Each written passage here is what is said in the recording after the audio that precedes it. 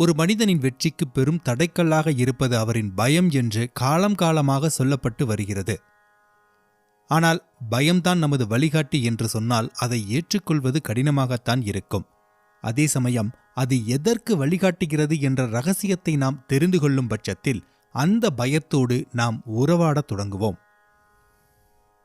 இந்த பயத்திலிருந்து விடுபட்டு முழு வீச்சில் வாழ்க்கையில் நடையிட என்ன வழி என்பதையும், பயத்தை வென்றவர்கள் கூறிய அணுகுமுறையையும், இறுதியாக மனிதனின் தேவையற்ற பயத்தை நீக்கும் தெய்வங்கள் அமைக்கப்பட்டிருக்கும் கோவில்களின் விவரங்களையும் இந்த பதிவில் பார்க்கலாம்.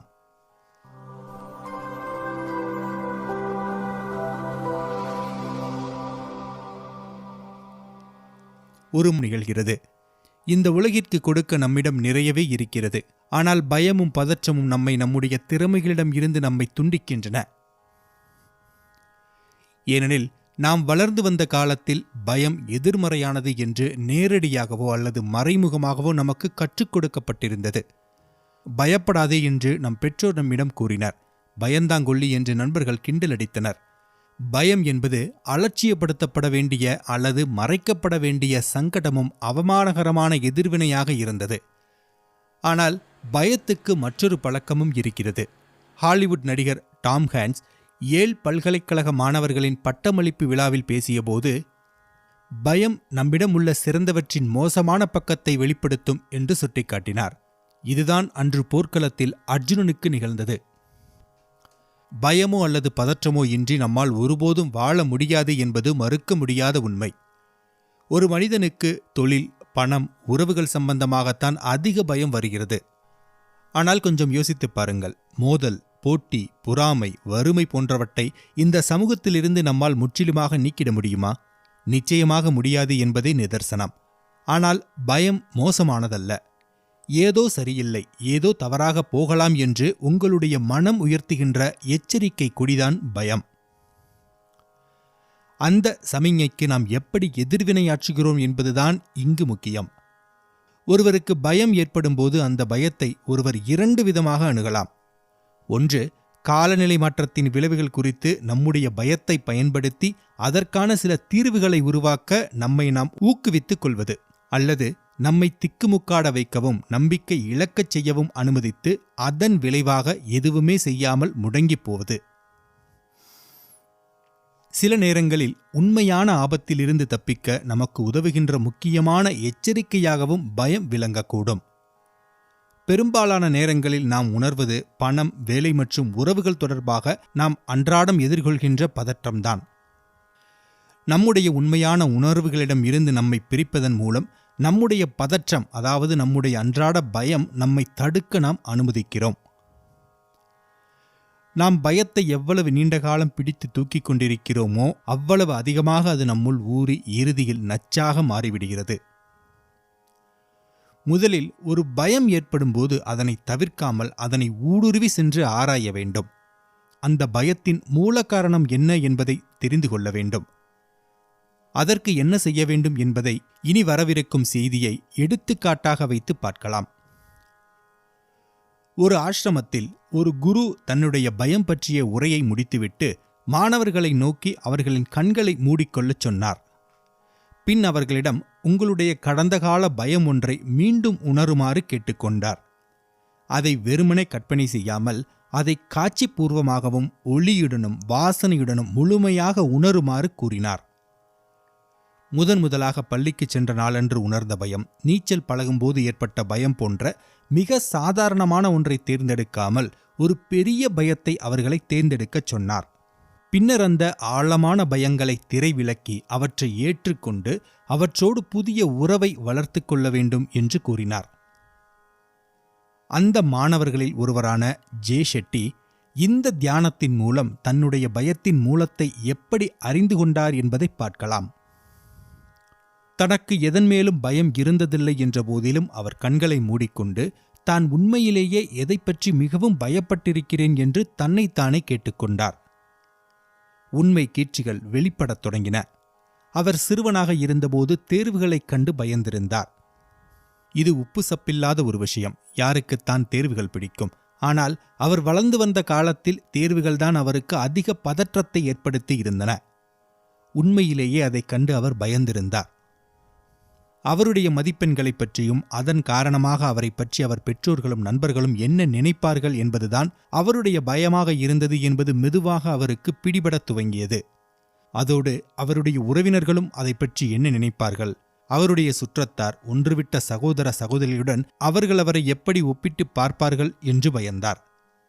மொத்தத்தில் அவரைச் சுற்றியிருந்த அனைவரும் அவரை பற்றி என்ன நினைப்பார்கள் என்ற பயம்தான் முதலில் தோன்றியது.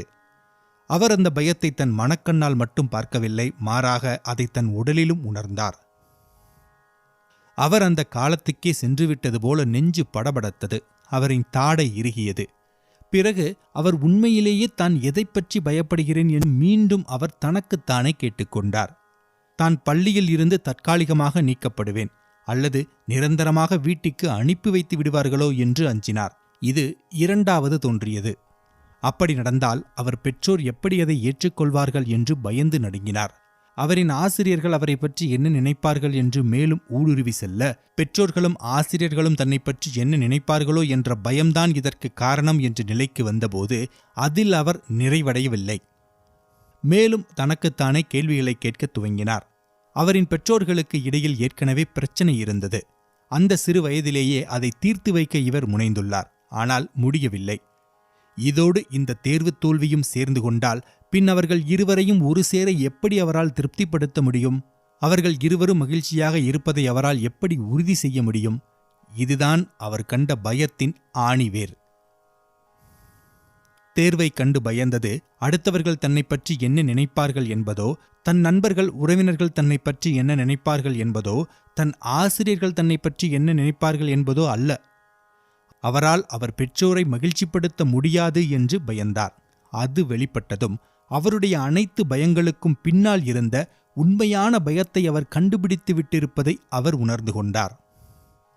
நீருக்குள் ஆழமாக மூழ்கி நெஞ்சடைத்து மூச்சுவிட முடியாமல் திணறி ஒரு வழியாக நீருக்கு மேல் வந்து ஒரு பெருமூச்சு விட்டது போல் இருந்தது. ஒரு அரை மணி நேரத்துக்கு முன்பு வரை தனக்கு எதை பற்றியும் பயமே கிடையாது என்று உறுதியாக இருந்தவர் இப்போது திடீரென பற்பல ஆண்டுகளாக அவரிடமே மறைத்து வைத்திருந்த அவருடைய ஆழமான பயங்கள் மற்றும் பதட்டங்கள் வெளியே தலைகாட்டி இருந்தன. மென்மையாக, அதே நேரத்தில் உறுதியாக அவர் எதைக் கண்டு பயந்தேன் என்று மீண்டும் மீண்டும் கேட்டதன் மூலம் அக்கேள்வியை தவிர்ப்பதற்கு அவர் தன் மனதை அனுமதிக்கவில்லை. அசௌகரியமான இடங்களை நாம் சென்றடையாமல் பார்த்துக்கொள்வதில் நம்முடைய மூளை சிறந்து விளங்குகிறது. ஒரே கேள்வியை வெவ்வேறு விதமாக மாற்றி மாற்றி கேட்காமல் அதையே மீண்டும் மீண்டும் கேட்பதன் மூலம் நாம் நம்முடைய மூளையை நெருக்குகிறோம். ஆனால் இது ஒரு குறுக்கு விசாரணை அல்ல, மாறாக ஒரு நேர்முகம். அதனால் கேள்வியை நீங்கள் வலுக்கட்டாயமாக கேட்பதற்கு பதிலாக உண்மையுடன் கேட்க வேண்டும். தேர்வு முடிவுகள் குறித்த அந்த பயத்தை அவர் கிளை பயம் என்று அழைக்கிறார். உங்கள் பயத்துடனான உங்கள் உறவை வளர்த்து கொள்கின்ற போது உங்களுடைய கிளை பயங்களையும் மூல பயத்தையும் வேறுபடுத்தி பார்க்க வேண்டும் என்று குறிப்பிடுகிறார். தேர்வு முடிவுகள் குறித்த அவரின் பயத்தின் அலசலும் அந்த அலசலின் காரணமாக தோன்றிய பிற கிளை பயங்களும் அவரால் அவர் பெற்றோரை மகிழ்ச்சிப்படுத்த முடியாது என்ற மூல பயத்துக்கு இட்டு சென்றன. பயம் நம்மை ஆட்டுவிக்க நாம் அனுமதிக்கிறோம். ஆனால் பயம் நம்முடைய உண்மையான பிரச்சனை அல்ல. நாம் தவறான விஷயங்களை குறித்து பயப்படுவதுதான் நம்முடைய உண்மையான பிரச்சனை. பயம் வழங்க முன்வருகின்ற வாய்ப்புகளை நாம் தவற விட்டுவிடுவோம் என்பது குறித்துதான் நாம் பயப்பட வேண்டும். கேவின் டி பெக்கர் தன்னுடைய தி கிஃப்ட் ஆஃப் ஃபியர் என்ற நூலில் ஆபத்தான சூழ்நிலைகளை நீங்கள் எதிர்கொள்கின்ற போது உங்களை எச்சரித்து உங்களை வழிநடத்த தயாராக இருக்கின்ற உங்களுடைய ஆக இரட்சகன்தான் பயம் என்று குறிப்பிட்டுள்ளார். பெரும்பாலான நேரங்களில் நாம் பயத்தின் எச்சரிக்கையை உணர்கிறோம், ஆனால் அதன் வழிகாட்டுதலை அலட்சியம் செய்து விடுகிறோம். பயத்தால் நம்மை பற்றி நமக்கு என்னவெல்லாம் கற்றுக் கொடுக்க முடியும் என்பதையும், நாம் எதை மதிக்கிறோம், எதையும் அடையாளம் கண்டுகொள்ள நாம் கற்றுக்கொண்டு விட்டால் நம்முடைய வாழ்விற்கு கூடுதல் அர்த்தத்தையும் நோக்கத்தையும் மன நிறைவையும் கைவசப்படுத்துவதற்கான ஒரு கருவியாக பயத்தை நம்மால் பயன்படுத்தி கொள்ள முடியும். அதாவது நம்மிடம் இருந்த சிறந்தவற்றை வெளிக்கொண்டு வருவதற்கு பயத்தை நம்மால் பயன்படுத்தி கொள்ள முடியும். அதற்கு உதாரணம்தான் அலெக்ஸ் ஹோனால்டின் பயிற்சி. 2017 பாறை ஏறுவதில் வல்லவராக திகழ்ந்த அலெக்ஸ் ஹோனால்ட் அமெரிக்காவின் யோஸ்மெட் தேசிய பூங்காவில் உள்ள எல் கேப்டன் என்ற 3000 அடி உயரமுள்ள மிக பிரபலமான செங்குத்தான பாறையின் மீது முதலாக தனியாகவும் கயிறுகளின் உதவி இல்லாமலும் ஏறி சாதனை படைத்து உலகையே அதிர வைத்தார். அவருடைய அந்த சாதனை நிகழ்வு ஃப்ரீ சோலோ என்ற தலைப்பில் நேஷனல் ஜியோகிராபிக் சேனலில் ஆவணப்படமாக வெளியானது. கயிறுகளின் உதவி இல்லாமல் உயரமான பாறைகளின் மீது ஏறுகின்ற போது வெற்றி அல்லது வீரமரணம் என்ற யதார்த்தத்தை அவர் எவ்வாறு கையாண்டார் என்று இந்த ஆவணப்படத்தில் அவரிடம் கேட்கப்பட்ட போது, நீங்கள் உங்களுடைய பயத்தை அடக்கி வைத்துக் கொள்ள வேண்டும் என்று பொதுவாக கூறப்படுகிறது. ஆனால் நான் அதை வேறு கோணத்தில் இருந்து பார்க்க முனைகிறேன். மீண்டும் மீண்டும் பயிற்சி செய்வதன் மூலம் நான் என்னுடைய சௌகரிய வட்டத்தை விரிவாக்கிக் கொண்டே செல்கிறேன். பயம் என்னை பயமுறுத்தாத நிலையை நான் அடையும் வரை அதனோடு நான் உறவாடுகிறேன் என்று பதிலளித்தார். தன்னுடைய பயத்தை தன்னுடைய பயிற்சியின் ஒரு முக்கியமான அம்சமாக ஆக்கியது அவரை பல சிகரங்களின் உச்சிக்கு கொண்டு சேர்த்துள்ளது. அழுத்தத்தையும் அதோடு ஒட்டி வருகின்ற பயத்தையும் எதிர்மறைகளாக பார்ப்பதை நிறுத்திவிட்டு அவற்றில் ஒளிந்திருக்கின்ற நன்மைகளை நம்மால் பார்க்க முடிந்தால் பயத்துடனான நம்முடைய உறவை மாற்றுவதை நோக்கி நாம் பீடுநடை போட துவங்கிவிட்டோம் என்று அர்த்தம்.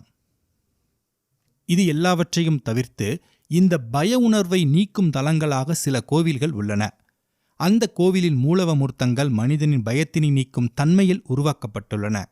அவை கோயம்புத்தூரில் இருக்கும் அஷ்டாம்ச வரத ஆஞ்சநேயர், திருநெல்வேலியில் இருக்கும் கெட்வெல் ஆஞ்சநேயர், திண்டுக்கல் கண்ணாப்பட்டியில் இருக்கும் விஸ்வநாதர் கோவில், பாலக்காடு கல்பாத்தி விஸ்வநாதர் கோவில், தஞ்சாவூர் கோவிலடி அப்பக்கூடத்தான் கோவில், நாகப்பட்டினம் கோனேரி ராஜபுரம் உமாமகேஸ்வரி கோவில், திருவாரூர் மகாகாலம் மகா காலநாதர் திருக்கோவில் மற்றும் திருவாரூர் இடும்பாவனம் சத்குருநாதர் திருக்கோவில். வாய்ப்பிருப்பவர்கள் இந்த கோவில்களில் ஏதேனும் ஒரு கோவிலுக்கு சென்று வழிபடுவது அவர்களின் வாழ்க்கையில் தேவையற்ற பயத்தைக் கண்டு பயப்படுவதை தடுத்து நிறுத்தும், வாழ்க்கையை அர்த்தமுள்ளதாக வாழ வழி செய்து கொடுக்கும். மீண்டும் அடுத்த வீடியோவில் சந்திக்கலாம். நன்றி.